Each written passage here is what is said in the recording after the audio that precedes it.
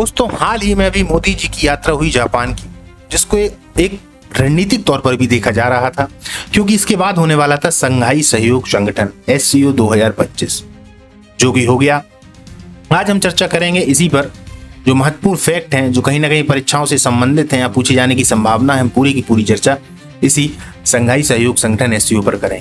नमस्कार, मेरा नाम है अभिषेक दुबे और आप हैं राम एकेडमी के इस यूट्यूब चैनल की एक महत्वपूर्ण न्यूज श्रृंखला पर। चलिए दोस्तों, इसको चालू करते हैं। और जो लोग टेलीग्राम से नहीं जुड़े हैं, टेलीग्राम से जरूर जुड़ जाएं, क्योंकि इसका जो PDF है वो आपको टेलीग्राम पर ही मिलेगा।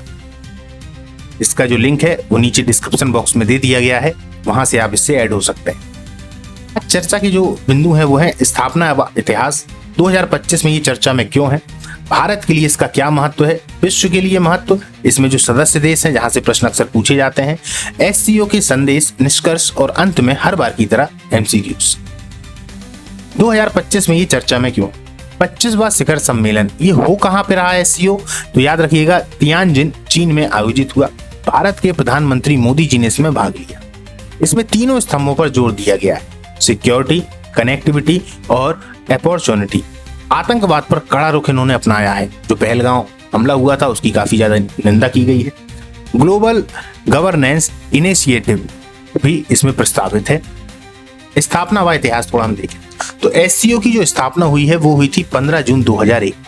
हालांकि SCO इसका बाद में नाम पड़ा है दोस्तों। पहले इसका नाम अगर हम देखें तो पहले इसका नाम था ACI 5, जब उसमें 5 देश थे, जैसे कि उसमें चीन था, उसमें रूस था, उसमें कजाकिस्तान था, उसमें किर्गिस्तान था।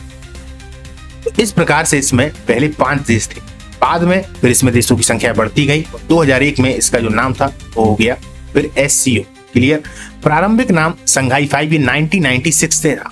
मुख्यालय इसका बीजिंग चीन में है। उद्देश्य जो है वो क्षेत्रीय सुरक्षा, आर्थिक सहयोग, आतंकवाद का विरोध का। भारत में यदि हम देखा जाए तो 2005 में भारत पर्यवेक्षक बना और 2017 में पूर्ण सदस्य। ये एक विश्व में एक मंच है दोस्तों, जहां पर सभी प्रकार से, जैसे आर्थिक सहयोग हो, सुरक्षा की बात हो, आतंकवाद की बात हो, आतंकवाद के विरोध में बात हो, ये सभी इसमें किया जाता है। इसमें कुछ सदस्य तो इसके पूर्ण सदस्य होते हैं, कुछ इसमें पर्यवेक्षक होते हैं, है ना। कुछ सदस्य ऐसे होते हैं कि उनको सिर्फ सलाह देने का अधिकार है, पर वो वहां पर निर्णय नहीं ले सकते। हम इन सबको जानेंगे, आगे चलते हैं, आगे देखेंगे, धीरे धीरे समझ में आएगा। भारत के लिए SCO का महत्व, सुरक्षा सहयोग जैसे आतंकवाद, सीमा सुरक्षा, रणनीतिक संतुलन में देखा जाए तो चीन पाक गठजोड़ का जवाब भी है। ऊर्जा साझेदारी जैसे मध्य एशिया से तेल गैस, व्यापार मार्ग की बात करें तो INSTC और चाबहार पोर्ट। कूटनीतिक मंच की यदि हम बात करें तो बहुपक्षीय संवाद का यहाँ पर अवसर मिलता है, क्योंकि कहीं ना कहीं देखा जाए तो बहुत सारे देशों के जो प्रमुख हैं वो यहाँ पर उपस्थित होते हैं। जो प्रमुख इसके 10 सदस्य देश हैं वो तो हैं ही, साथ ही साथ कुछ पर्यवेक्षक देश हैं। 15 ऐसे देश हैं जो इसके साथ में कहीं ना कहीं निर्णय भले नहीं लेते, लेकिन अपना मत जरूर रखते हैं। इस प्रकार से ये, अगर आबादी की हम बात करें तो 40% आबादी को अपने में समा लेता है। तो ये इंपॉर्टेंट हो ही जाता है SCO। आगे चलते हैं, सदस्य देशों को देख लेते हैं। यहाँ से प्रश्न पूछ लिया जाता है कि देश के नाम और सदस्यता वर्ष उनकी जुड़ने की कब। तो चीन, रूस, कजाकिस्तान, किर्गिस्तान और ताजिकिस्तान, उज्बेकिस्तान, ये 2001 में जब इसकी स्थापना हो रही है तभी शामिल।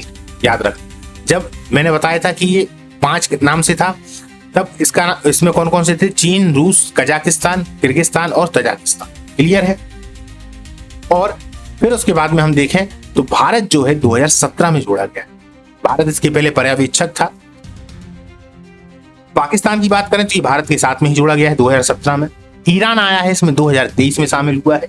और जो बेलारूस है वो 2024 में शामिल। बेलारूस कब हुआ है? तो 2024 में शामिल।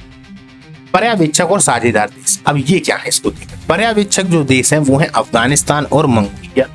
साझेदार देशों में देखें तो नेपाल है, श्रीलंका है, मालदीव है, तुर्की, सऊदी अरब, UAE, मिस्र आदि है। आदि लग गया। इस प्रकार से ये 15 देश हैं, याद रखिएगा। और भी देश हैं। आप ये याद रखिएगा कि अभी जो नवीनतम इसमें देश है साझेदार के रूप में, तो वो कौन है? लाओस है। कौन सा? लाओस। इसको जरूर लिख लीजिएगा। पर्यवेक्षक देश क्या है? ये देश SCO के पूर्ण सदस्य नहीं होते, लेकिन उन्हें बैठकों में शामिल होने और चर्चा सुनने का अधिकार होता है। इन्हें संगठन को करीब से समझने और भविष्य में सदस्य बनने की तैयारी के तौर पर देखा जाता है। जैसे भारत पहले पर्यवेक्षक था, फिर बाद में पूर्ण सदस्य बन गया। क्लियर। अधिकार इनके अभी सीमित होते हैं जब तक ये पर्यवेक्षक है, ये निर्णय नहीं ले सकते, केवल भागीदारी करते हैं। साझेदार देश अगर देखे जाएं तो ये देश एससीओ के साथ सहयोग और संवाद बढ़ाने के लिए जुड़े होते हैं। साझेदार देश, इनका मकसद संगठन के साथ आर्थिक, सांस्कृतिक, सुरक्षा और तकनीकी सहयोग करना होता है। ये भी निर्णय प्रक्रिया में भाग नहीं ले सकते, बहुत इंपॉर्टेंट, लेकिन अलग अलग क्षेत्र में प्रोजेक्ट्स और वार्तालाप में भागीदार रहते हैं।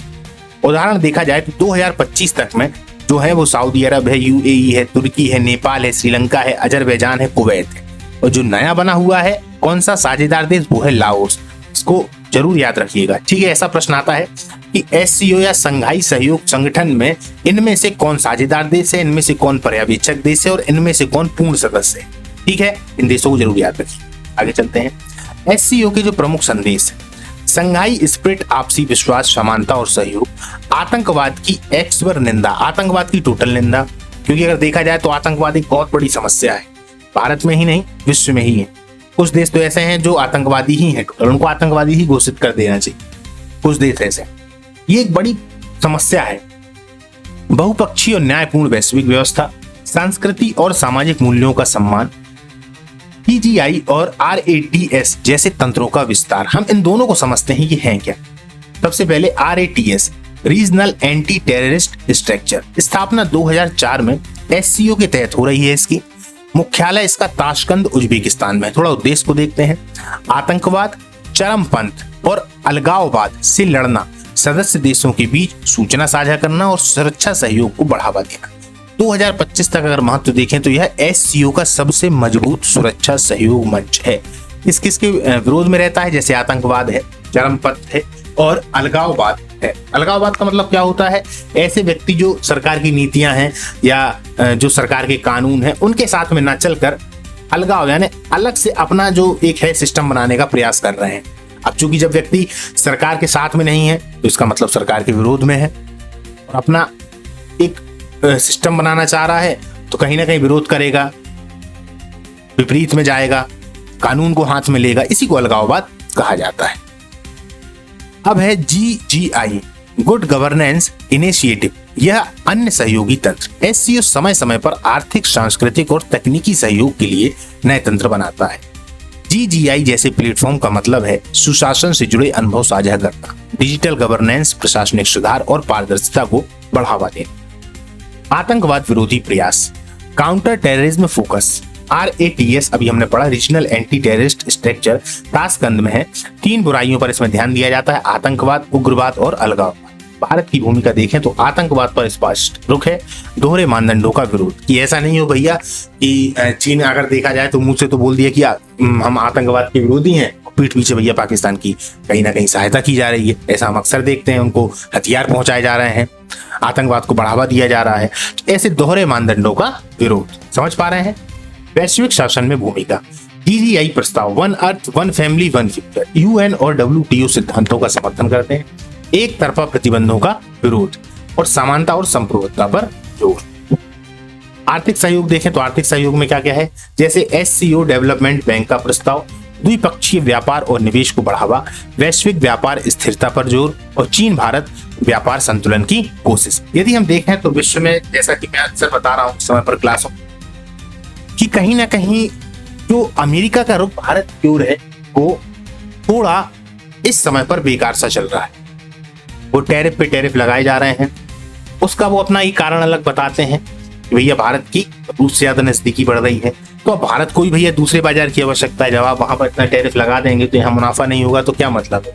तो अब भारत को भी नए बाजार की आवश्यकता है। चीन भी उसके लिए बहुत शानदार बाजार है, रूस भी शानदार बाजार है। अब यहाँ पर जो सहयोग है वो कहीं ना कहीं बढ़ रहा है। सांस्कृतिक और सामाजिक पहल, यूएनजीए प्रस्ताव का समर्पण, नस्लवाद, नाजीवाद के खिलाफ।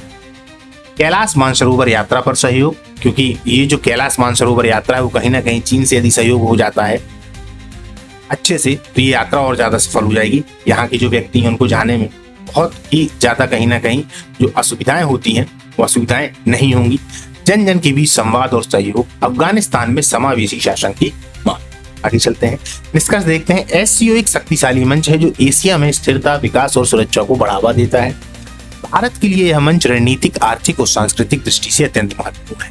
विश्व के लिए यह संगठन न्यायपूर्ण और बहुपक्षीय वैश्विक व्यवस्था की दिशा में एक कदम है। अब देखिए आज के एमसीक्यू जिनके आंसर आपको देने हैं। एससीओ की स्थापना कब हुई? 1996, 2001, 2005, 2017। अब आप लोगों को ये बताना है, यदि आप इसका आंसर सही दे पा रहे हैं तो इनमें से बाकी आंसर क्यों सही नहीं है ये भी आप लोग बताइए। क्लियर है? आगे चलते हैं। एससीओ का मुख्यालय कहाँ है? नई दिल्ली में है, बीजिंग में है, ताशकंद में है, मॉस्को में है? इसका आंसर आपको देना है। भारत एससीओ का पूर्ण सदस्य कब बना? वेरी इंपॉर्टेंट है दोस्तों, याद रखना। पूर्ण सदस्य आ गया है, पर्यवेक्षक नहीं है, पूर्ण सदस्य। 2001, 2017, 2023, 2025। और अंत वाला जो हमारा आज का प्रश्न है वो है एससीओ के तहत आतंकवाद विरोधी तंत्र का नाम क्या है?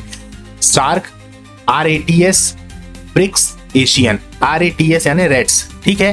तो ये 4 है। अब इसमें से आपको बताना है कि भैया वो आतंकवाद विरोधी तंत्र क्या है।